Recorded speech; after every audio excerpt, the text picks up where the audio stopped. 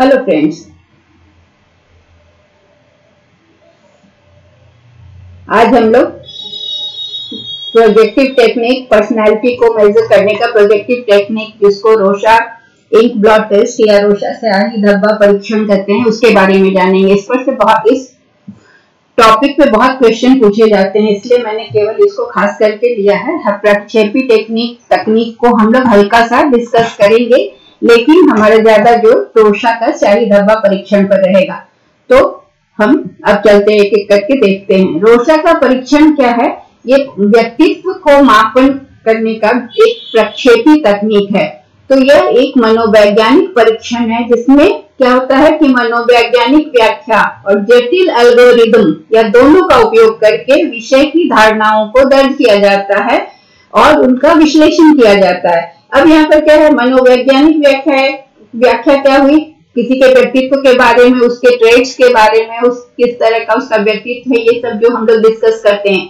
इसके अलावा जटिल एल्गोरिदम का मतलब होता है सेट ऑफ रूल्स, किसी भी समस्या को सॉल्व करने के लिए या किसी भी कॉम्प्लेक्स सिचुएशन के लिए जो सेट ऑफ स्पेसिफिक रूल्स होते हैं, जिसके आधार पर उनको हम स्टडी करते हैं, उसको दर्ज किया जाता है और उनका एनालिसिस किया जाता है, विश्लेषण किया जाता है। कुछ मनोवैज्ञानिक इस परीक्षण का उपयोग किसी व्यक्ति के व्यक्तित्व या भावनात्मक कामकाज की जांच के लिए करते हैं। मतलब व्यक्तित्व के साथ साथ इमोशंस भी जुड़ा हुआ है ना। भावनात्मक कामकाज कैसे करता है, उसका व्यक्तित्व उससे भी प्रभावित होता है। किसी का व्यक्तित्व आप देखेंगे कि बहुत सॉफ्ट होता है, कोई बहुत रूड होता है, तो ये सारे चीज उसी हिसाब से वो रिएक्ट करता है, उसी हिसाब से वो कामकाज करता है। इसका उपयोग मनोवैज्ञानिक विकारों का पता लगाने के लिए किया गया है, ऐसे मामलों में जिनमें हर कोई मरीज नहीं होता है। व्यक्तित्व को जानने के लिए भी और व्यक्तित्व के छिपे हुए ट्रेट को पहचानने के लिए ये स्याही धब्बा परीक्षण का प्रयोग किया जाता है, जिसको कि उनके धब्बे को बताने के क्रम में वो अपने व्यक्तित्व का अनकहा एस्पेक्ट को लोगों के सामने प्रकट कर देते हैं। और जिसमें भी जो मरीज या जो भी सब्जेक्ट है जिसका स्टडी किया जा रहा है, वो अपने विचार या अपने बातों को खुलकर नहीं कहते, लेकिन उनके टेस्ट में जो वो आंसर करते हैं, उससे उनके व्यक्तित्व का पता चलता है। हरमन रोशा का जन्म 1885 में स्विट्जरलैंड में हुआ था और उन्होंने ये परीक्षण बनाया था। वो चिकित्सा शास्त्र का अध्ययन किए और 1912 में डॉक्टरेट की उपाधि प्राप्त की और मनोविश्लेषण, साइको एनालिसिस की दिशा में अपना काम किया। मनोविश्लेषण का मतलब हुआ मन में जो भी भावनाएं चलती हैं, उनका विश्लेषण। उनका यह परीक्षण उनके ही नाम से प्रसिद्ध है। हरमन रोशा अपने परीक्षण में 10 कार्ड लिए। 10 कार्ड से व्यक्ति के व्यक्तित्व का परीक्षण किया, जिसमें 3 कार्ड रंगीन, 5 कार्ड काले और 2 कार्ड लाल और सफेद थे। इन कार्ड के माध्यम से रोशा स्याही धब्बा परीक्षण या रोशा इंक ब्लॉट टेस्ट किया जाता है, जिसके आधार पर व्यक्ति जो भी क्रिया करता है उसका आकलन, अब हम समझेंगे कि वो कैसे क्रिया करता है, उसका आकलन करके उसके व्यक्तित्व का पता लगाया जाता है। इन कार्डों के माध्यम से व्यक्ति को क्या होता है कि एक एक करके एक एक कार्ड दिखाया जाता है और कार्ड जैसे जैसे दिखाया जाता है, व्यक्ति उस कार्ड को देखकर अपने विचार प्रस्तुत करता है। तो वो कार्ड को देखकर हर व्यक्ति अलग अलग तरह से बतलाता है, अलग अलग तरह से रिएक्ट करता है या बताता है उसको क्या दिख रहा है। तो जैसा जैसा वो बताता है, उस हिसाब से उसके व्यक्तित्व का आकलन होता है। व्यक्तित्व के परीक्षण के लिए कई तरीके अपनाए जाते हैं।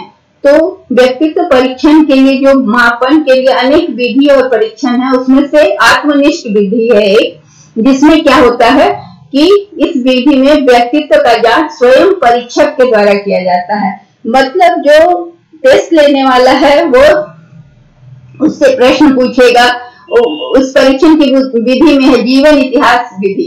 तो जीवन इतिहास विधि में केस स्टडी, उसके जीवन का इतिहास पूछा जाता है, जन्म से लेकर उस जितनी उम्र का है उसके बारे में, जीवन के संबंधी, जन्म के समय उसे क्या परेशानी हुई, जन्म कैसे हुआ, किस परिस्थिति में उसकी माँ थी, मतलब before birth and after birth, postnatal, prenatal, सारी स्थितियों का पता किया जाता है। जन्म के समय सिजेरियन हुआ कि वो नॉर्मल डिलीवरी हुई, उसको परेशानी हुई कि नहीं हुई, ये सारी चीजें, जैसे बहुत लोगों को बहुत घबराहट होती है, क्लॉस्ट्रोफोबिक होते हैं बहुत सारे लोग, उनके व्यक्तित्व में ये कैसे ट्रेट आता है, तो जन्म के समय की परेशानियों की वजह से वो होता है कि उन्हें बहुत स्ट्रगल करके, नॉर्मल डिलीवरी में उन्हें बहुत स्ट्रगल करना पड़ा हो, या फोर्सेड डिलीवरी किया गया हो जिससे उनके ब्रेन का कोई नर्व दब गया हो, जिससे उनके व्यक्तित्व में ये क्लोस्ट्रोफोबिया मतलब बंद से घबराहट वाली, अंधेरे से घबराहट वाली परेशानी आती है। तो ये जीवन इतिहास विधि इसके द्वारा जानते हैं। अभी हम लोग इस पर बहुत डिस्कस नहीं करेंगे क्योंकि हमारा मेन है रोर्शा का शाही धब्बा। दूसरा है प्रश्नावली विधि। इसमें क्या होता है कि बहुत सारे क्वेश्चन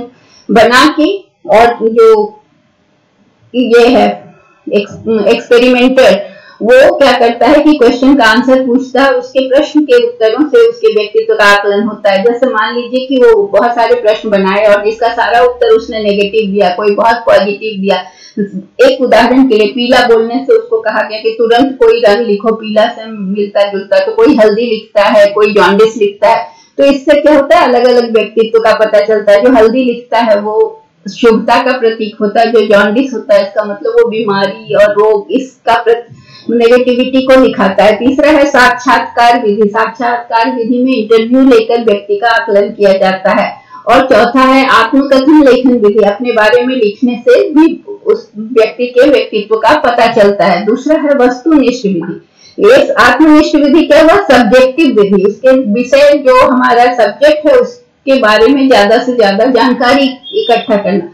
वस्तुनिष्ठ विधि में क्या है कि आपसे बाह्य आचरण का अध्ययन किया जाएगा, मतलब कि कुछ भी क्वेश्चन आपसे पूछा जाएगा, आपके आंसर से, आपके रेटिंग से पता चलेगा कि आपका व्यक्तित्व कैसा है। नियंत्रित निरीक्षण विधि। इसमें क्या है, कंट्रोल्ड ऑब्जर्वेशन।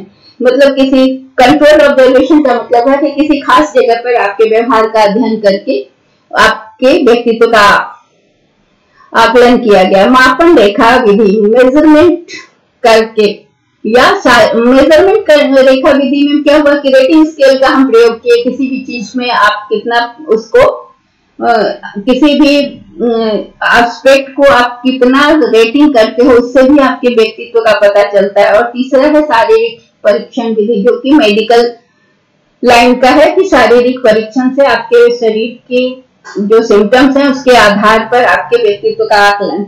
अब प्रोजेक्टिव टेक्निक, जिसे हम प्रक्षेपी विधि भी कहते हैं, विधि सभी विधियों में सबसे महत्वपूर्ण है। इस विधि में परीक्षार्थी के सामने ऐसी ऐसी परिस्थितियां प्रस्तुत की जाती है जिससे कि बालक के मन में जो भी बातें होती हैं वो खुद ब खुद बाहर आ जाती हैं।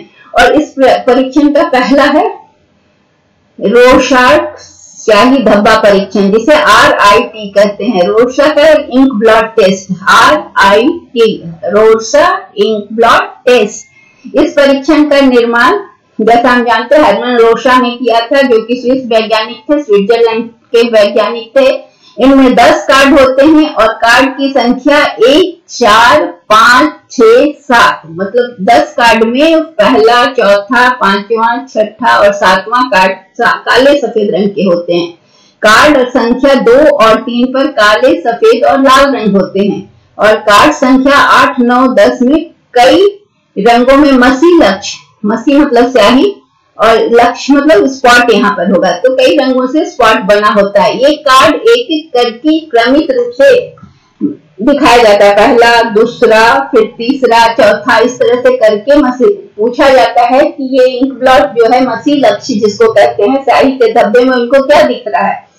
तो इसमें क्या होता है कि वो स्याही का धब्बा को देखते, जैसे हम लोग बादल को देखते हैं आसमान में, सिंपल सोचिए, कभी हम लोग को घोड़ा दिखता है, कभी उसमें टेडी बियर दिखता है, कभी कुछ कुछ आकृति दिखती है ना, कभी हम बादल के सफेद हिस्से को देखते हैं, कभी आसमानी हिस्से को, नीले हिस्से को देखते हैं। उसी तरह से जब उसको ये स्याही धब्बा दिखाया जाता है व्यक्ति को, तो कभी वो व्यक्ति रंग वाले धब्बे वाले हिस्से पर ज्यादा जोर देता है, कभी वो सादे कागज में काट के सादे हिस्से पर ज्यादा जोर देता है, तो कभी वो लाल रंग पर ज्यादा जोर देता है। तो वो जिस तरह से जिस चीज पर ज्यादा उसका ध्यान जाता है, उससे उसके पर्सनालिटी का कोई ट्रेट पता चलता है। तो जैसे जैसे वो बताता जाता है, परीक्षक उसको लिखता जाता है और उन सबको 10 कार्ड के बाद उसके व्यक्तित्व का आकलन होता है। ठीक है, अब ये है प्रासंगिक अंतर्बोध परीक्षण, ये अगला परीक्षण है जिस प्रक्षेपी विधि में ही आता है, जिसे हम थेमेटिक एपर्सेप्शन टेस्ट कहते हैं। थेमेटिक एपर्सेप्शन है टेस्ट। इसका क्या है कि इसका मार्गन तथा मूरे ने इस परीक्षण को बताया था। ये क्वेश्चन आता है कि टीएटी किसने बनाया है, तो मॉर्गन और मूरे ने बनाया है 1935 में, और इसे कथानक बोध परीक्षण कहते हैं। इसमें क्या होता है कि 30 चित्र होते हैं, 30 चित्र दिया जाता है, 10 चित्र महिलाओं के लिए, 10 चित्र पुरुषों के लिए और 10 दोनों को मिला के लिए। अब इन चित्रों के आधार पर उनको कहानी बनानी होती है। तो कहानी वो किस तरह की कहानी बनाते हैं उससे उनके व्यक्तित्व का आकलन होता है। क्या होता है कि अगर वो नेगेटिव कहानी बनाते हैं या पॉजिटिव कहानी या खुशहाल कहानी बनाते हैं या दुखी कहानी बनाते हैं, तो ये सारी चीजें उनके सामने प्रस्तुत किए जाते। ये कहानी उनके लिए मतलब इस तरह से कहानी से उनके व्यक्तित्व का पता चलता है। ठीक है, अगला है बालक अंतर्बोध। इसमें बच्चों के एपर्सेप्शन टेस्ट होता है। इसमें क्या होता है कि बच्चों के लिए 10 चित्र होते हैं, कार्ड बनाए जाते हैं, जिसमें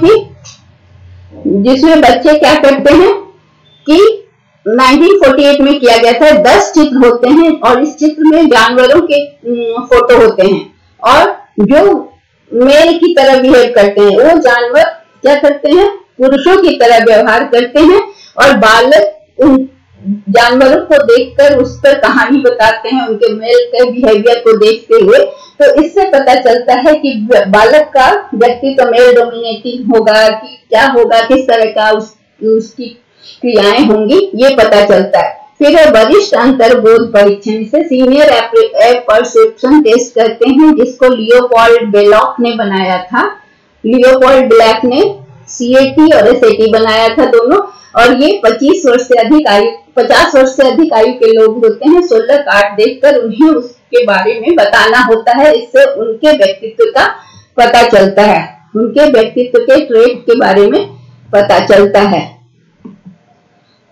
रोशा स्याही धब्बा परीक्षण। अब हम लोग फिर से रोशा पर आ गए। ये हरमन रोशा का परीक्षण है, जो कि मैंने अभी थोड़ा बताया भी था कि इस पर जो व्यक्ति क्रिया करता है उसका आकलन करके उसके व्यक्तित्व का आकलन होता है। इन कार्डों के माध्यम से व्यक्ति को एक एक करके कार्ड दिखाया जाता है और उनसे पूछा जाता है कि कौन सी आकृति आपको दिख रही है इस कार्ड में। तो वही मैंने बताया कि कोई स्याही वाले धब्बे पर ज्यादा जोर देता है, कोई खाली वाले हिस्से पर ध्यान देता है, कोई एक तरफ के धब्बे को देखता है, कोई दूसरे तरफ के धब्बे को देखता है।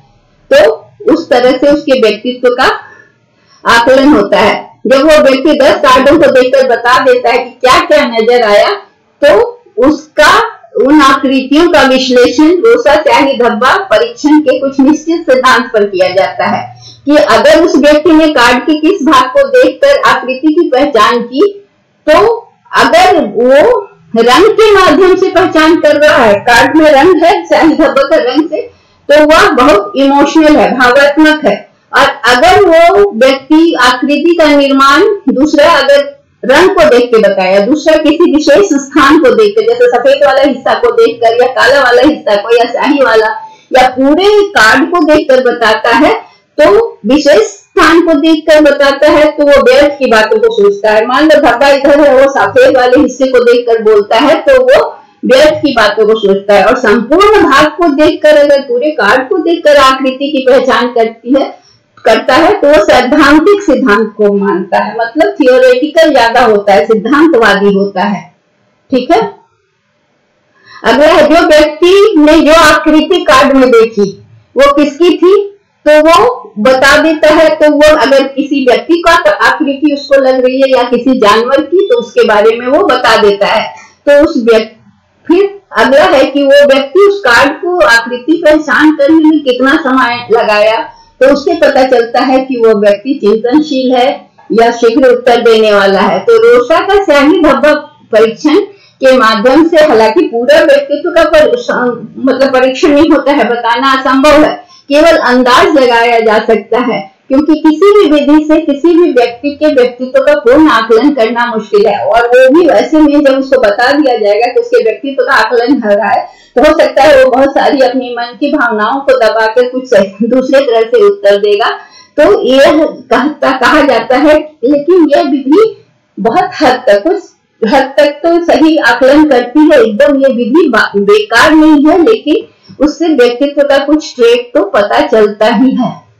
अब प्रोजेक्टिव तकनीक क्या है? प्रोजेक्टिव या प्रक्षेपी तकनीक वो तकनीक है जिससे कि कई परीक्षण हमने देखा, टीएटी, सीएटी, एसएटी और रोशा, ये सारी टेक्निक का प्रयोग करके हम किसी भी व्यक्ति के व्यवहार, विचार और प्रासंगिक पहलुओं को जान पाते हैं।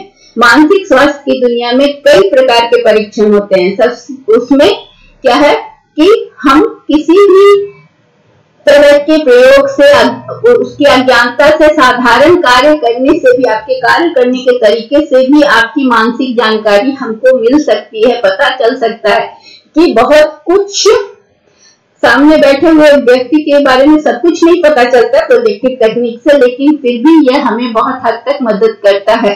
तो यह वो परीक्षण है, प्रक्षेपी तकनीक वह परीक्षण है जो व्यक्ति के व्यक्तित्व और उनके विचारों, आवेगों, इच्छाओं और चिंताओं के बारे में जानकारी देते हैं। इन परीक्षणों की विशेषता यह है कि व्यक्ति को उत्तेजनाओं के साथ प्रस्तुत किया जाता है जो अस्पष्ट है। यह व्यक्ति के प्रतिक्रियाओं में विविधता प्राप्त करता है। ठीक है, तो ये हो गया